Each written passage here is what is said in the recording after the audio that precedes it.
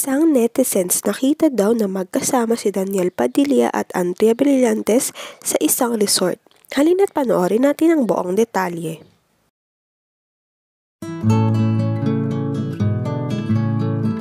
Merong isang netizen ang nakakita na lumabas sa isang resort si Andrea at Daniel. Hindi na pangalanan kung saang resort ito at kung kailan. Halina't basahin natin ang conversation nila sa isang comment section. Haha tol, lumabas na ang totoo. Kaya pala nabigla tayo nang nakita nating magkasabay lumabas ng resort yung dalawa, haha. Sino po ang tinutukoy nyo?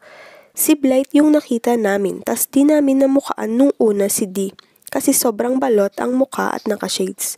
Pero si D talaga yun kasi nagtanggal siya ng mask sa loob pero kita pa rin yung sa transparent na salamin. No wonder, sabi ni Christopher Min na mga businessman alam na alam nila ang issue ni Andrea at Daniel. Dahil isa pala sa may-ari ng resort na pinuntahan nila. Hays, kung totoo man, lalabas din ang katotohanan.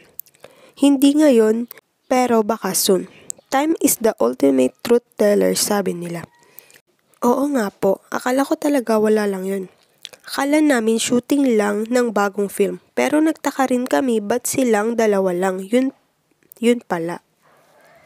Nag-comment naman ang ilang netizens na lalaki pa daw ang nakakita.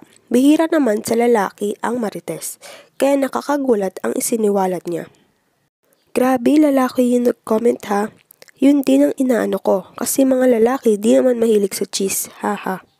Deleted ata comment niyan sa FB. Di naman mahilig sa chismis mga boys, kaya naniniwala ako dito, hahaha.